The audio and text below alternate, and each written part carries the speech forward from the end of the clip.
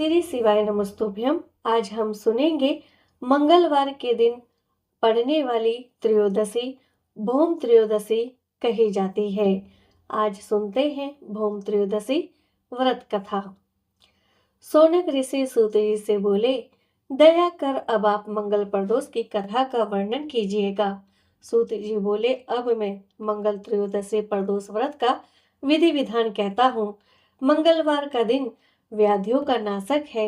इस व्रत में व्रत करने वाले को गेहूं और गुड़ का भोजन एक समय करना चाहिए। देव प्रतिमा पर लाल रंग का फूल चढ़ाना चाहिए और स्वयं लाल वस्त्र धारण करने चाहिए। इस व्रत के करने से मनुष्य सभी पापों व रोगों से मुक्त हो जाता है।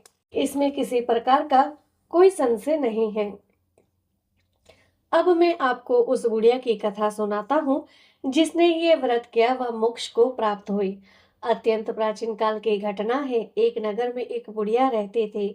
उसके मंगलिया नाम का एक पुत्र था। वृद्धा को हनुमान जी पर बड़ी श्रद्धा थी। वह प्रत्येक मंगलवार को हनुमान जी का व्रत रखकर यथाविधि उनका भोग लगाती थी। इसके अलावा मंगलवार को ना तो वो घर लिपती थी और न ही मिट्टी खोदते थे। इस प्रकार से व्रत रखते हुए जब उसे बहुत दिन बीत गए तो हनुमान जी ने सोचा कि चलो आज इस वृद्धा की श्रद्धा की परीक्षा करें। वह साधु का वेश बनाकर उसके द्वार पर जा पहुंचे और पुकारा, है कोई हनुमान का भक्त जो हमारी इच्छा पूरी करे। वृद्धा ने यह पुकार सुनी तो बाहर आई और पूछा, महाराज क्या आज्ञा है। साधु वेशधारी भगवान श्री हनुमान जी बोले, मैं बहुत भूखा हूँ, भोजन करूंगा, तुम थोड़ी सी जमीन लिप दे।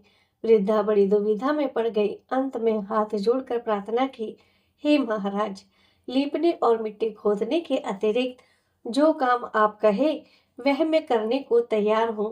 साधु ने 3 बार प्रतिज्ञा कराने के बाद कहा, तू अपने बेटे को बुला, मैं उसे औंधा लिटाकर उसके पीठ पर आग जलाकर भोजन बनाऊंगा।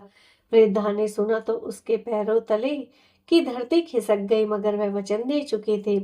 उसने मंगलिया को पुकार कर साधु महाराज के हवाले कर दिया, मगर साधु ऐसे ही मानने वाले ना थे। उन्होंने वृद्धा के हाथों से ही मंगलिया को औंधा लिटाकर उसकी पीठ पर आग जलवाई।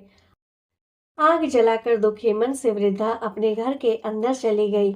साधु जब भोजन बना चुका तो उसने वृद्धा को बुलाकर कहा, वह मंगलिया को पुकारे ताकि वह भी आकर भोग लगा ले। वृद्धा आंखों में आंसू भरकर कहने लगी, अब उसका नाम लेकर मेरे हृदय को और दुखी ना करो।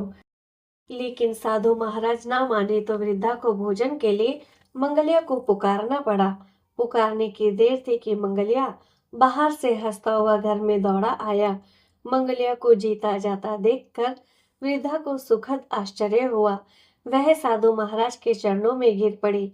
साधु महाराज ने उसे अपने असली रूप के दर्शन दिए। हनुमान जी को अपने आंगन में देखकर वृद्धा को लगा कि जीवन सफल हो गया। सूत जी बोले, हे ऋषियों, जब मंगलवार के दिन त्रयोदशी प्रदोष का व्रत रहे तब भगवान शिव के साथ हनुमान जी का भी पूजन करना विशेषकर लाभकारी माना जाता है। तो बोलो सभी हनुमान बाबा की जय, भोले बाबा की जय। हर हर महादेव। जय माँ गौरी।